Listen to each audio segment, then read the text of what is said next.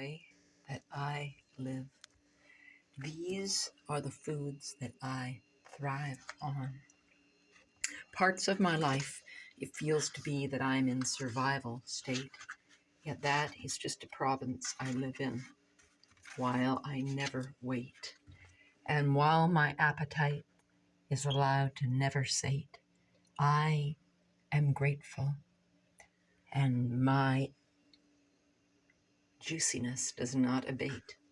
This is a letter that my son, after reading Kara, Marcus Roth, Marcus's girlfriend, live in, Kara B, and she's a single mom as well. And she read a letter that her son wrote to her, and she knows right now what to do about this. To my amazing son. No, mom. To my amazing mom. This is just a few years ago. My son wrote this on Easter, about 4 years ago, during the time of my severely broken several toes and fractured bones. You've always been there for me, even when I was my lesser self. I am not only grateful that you've seen who I really am through the years, but that you continue to elevate yourself and others around you, including me. Not everyone is able or ready to accept the help you so graciously offer and can attack you because of it. Never forget that you are an amazing mother and genuine human being. When people start to try and bring you down and trigger you, remember, you've been through so much already in your life. And that makes you the strongest woman I know. Even though I haven't been the best son possible in these past years, I want you to know that it's in no way your fault. I have never tried to punish you for something or anything that you feel you are to blame for in the past. Simply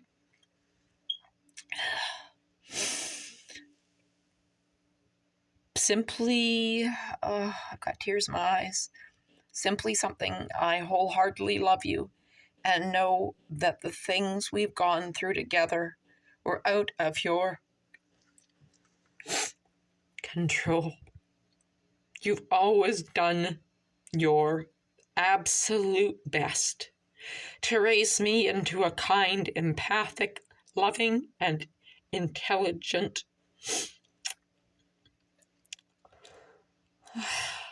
human being. You succeeded, even with what seemed like everything working against you. You've always overcome. Always remember, I love and cherish you. To years ahead of us looking into a bright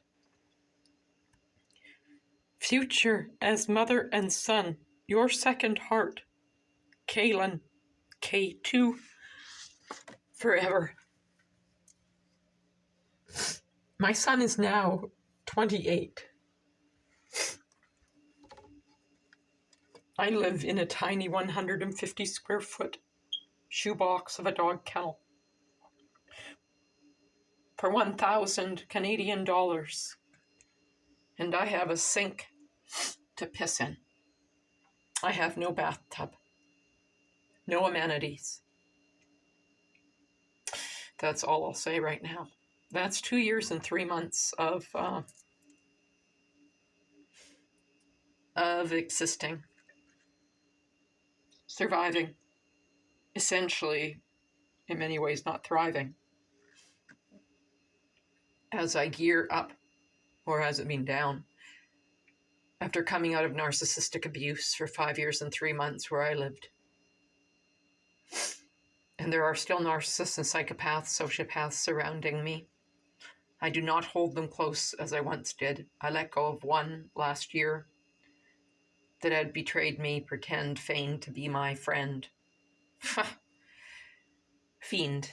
And another one that's an absolute controller. And it's popular to be a narcissist nowadays. It's being Trumpized. Pedophiles running America. I won't even say what's happening in Canada. There's nothing new. It's the same old thing. You think pedophilia is something that just started? No. I had a grandpa like that. I'm glad he died. I'm glad I never got to know him. I sure as heck pray that he didn't get to know me. I would have been very young. He had so many other children to take care of. So I'm so grateful for the women that ran or booted those other losers out like I did. I ran my own thriving business, Catherine the Great, comic strip entertainment. My short list of clients was incredibly long and illustrious. And then politics came into it, and sexual harassment in the workplace in the late 1990s. And all my clients opted out after taking me for lunches and dinners and apologies. And my baby was just young, born in 1996. I stopped drinking in 1995. Helped me to make a lot of wiser decisions, like get rid of the deadbeat and keep the child. That was an easy one. I knew when I was pregnant that I was going to become a single mother because I began reading Without Conscience by Robert D. Hare, The Psychopathic Checklist. Do you know how many people lives I've saved? The guy recently, he pulls out the book I told him to read a long time ago, Without Conscience. Never said thank you. Then he pulls out some other indicators that he's been doing some healing or advancements. No thank you for that. I help a lot of people. They're very selfish. Selfishness is a mental illness. Greed is a mental illness. He is one of the mentally ill. This is why I don't hold too many people, if any at all, close anymore. This is why I do better on my own, and I always did. I just didn't understand like I do now.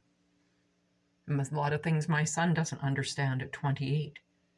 And I'm 63, almost 64. And I am looking forward to my retirement years. I don't believe, and I know that retirement isn't the answer. If you are not doing your soul's work, you won't live to retire. My dad never made it to 65. He died exactly the year I am now. Hear that? That's your thymus. Tap it. I am amazing. I'm brilliant. I'm rocking. I am ravenously hungry for good food. I am well fed instead of fed up. Count your blessings. There are Stevie Wonder, I just listened to him on the Icon series. There's a man without eyes, and when he looks at you, his eyes roll around. I think he's still alive. And he has so much to say and so much to share. And money has never been his god. I wouldn't mind him sending me some. I have movies ahead. I have books ahead. I want you to buy my book, Love is a Magical Journey. Let me know you bought it. Ordered on Prime. It's delivered the next day. And I will sign Rhymes with Prime. You're in the Vancouver area, I will gladly, for the price of that book that you put forth that feeds my dogs, our Labradors, I will gladly and gratefully sign your book at no additional cost. I want you to donate. Rawsome Chef. Okay, that's another one. beingoflove@gmail.com. beingoflove@gmail.com via PayPal. I need a film crew. I'm open for interviews. TED Talks is next. A mere $10,000 American per each TED Talk. And traveling. I was just offered an opportunity in Florida, but I do not believe that the guy is for real. So his loss, not mine. I can see through the facade right away. It doesn't matter if there's a Miami sunset that will never be in the way, because I'm on that highway heading up, and it's a dirt road, and it is definitely Scott Peck, the road less traveled. And I am grateful to be a pioneer, and a leader is never a loser, and a winner is a wonderment. And don't ask anyone to be a role model when you are the shining brightest light that you know.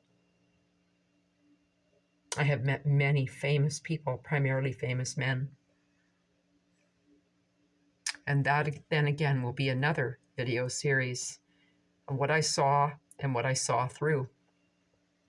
I had a radio TV show here in Vancouver, and it's Victor Malrick, world-class journalist, author, former foster child.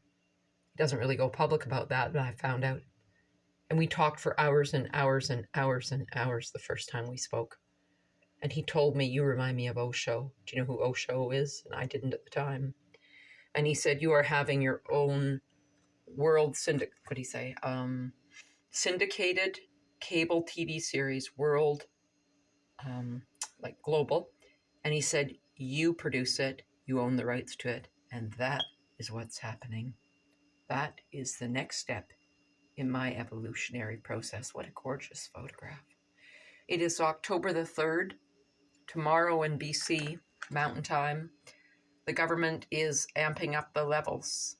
And so for the hours of, I believe it's 8 or 10 in the morning until 4, they are doing your brain turns into tinfoil ampage. And we're talking that a lot of the insane people with lead chemicals in their brain will be doing very berserk, beyond full moon type shite.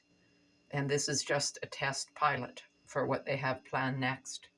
So get yourself a cage to put your rage in, to put your cellular in, to put your stuff in. Maybe put it in a microwave, an old, used, broken down microwave without the heat on. Those things are deadly anyway. And it's, what's it called? Something cage. You can make your own, I think, out of a tin bucket.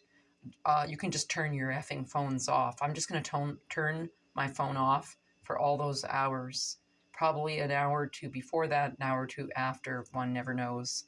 And know that this is the beginning of the end for many. And I know this. I feel this deeply. And I'm sorry for all the good people I've lost already. Oh, I am so sorry for that. So be the champion of our sovereign rights. Because you're damn right. I am. And sue the effing buggers. Make everyone accountable for their actions and their ineffective inaction. Docility is not a good domicile. Domesticity to live within.